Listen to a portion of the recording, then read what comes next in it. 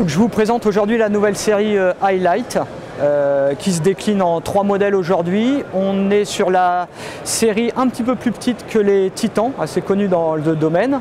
Et aujourd'hui, cette série Highlight a l'intérêt d'être une série plus petite en taille, avec les mêmes spécifications, c'est-à-dire d'avoir en base du Tri-DLP, d'être sur des puissances de 6000 à aujourd'hui 10 000 lumens et qui nous permettent de gérer de la la 3D stéréoactive ou de gérer aussi de la 3D plus traditionnelle type frame pack, side by side ou half by half.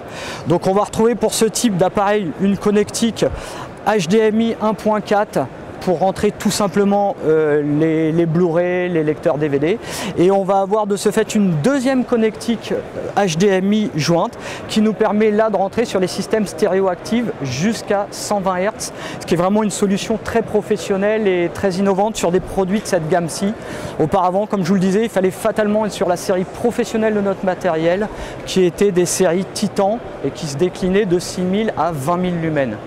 Donc, ce qui permet d'attaquer. L'autre intérêt, c'est la compacité des modèles. On est aujourd'hui sur des produits dans les plus petits châssis de 50 par 50 et non plus sur des châssis de 70 par 60.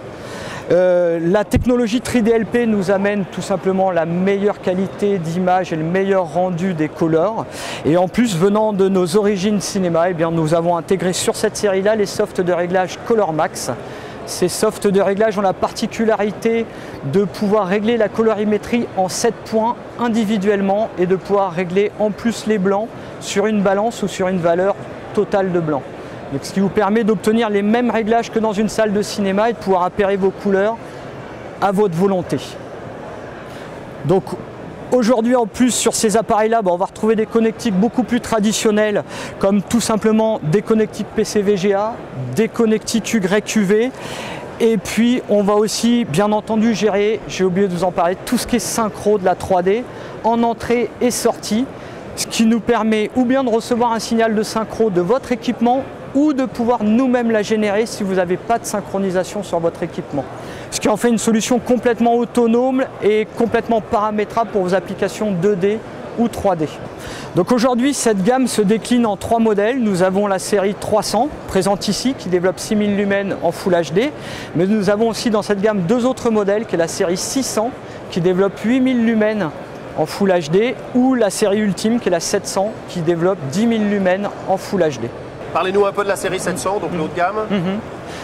Série 600 et 700, je dirais, les différences vont être principalement au niveau d'une connectique accrue. On va avoir une entrée 3D stéréoactive qui va pouvoir s'effectuer ou par une double HDMI comme sur celui-ci, mais aussi beaucoup plus utilisée dans les gros serveurs, une double connectique DVI dessus, ce qui permet de pouvoir multiplier le nombre d'entrées 3D stéréoactives.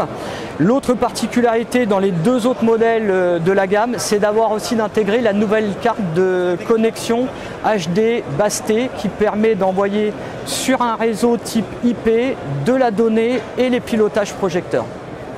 Disponibilité et gamme de prix? Disponibilité disponible dès maintenant. Juste avant ce salon, on a reçu les premiers modèles. Et en termes de prix, on va osciller sur une gamme entre 30 000 à 50 000 € prix public.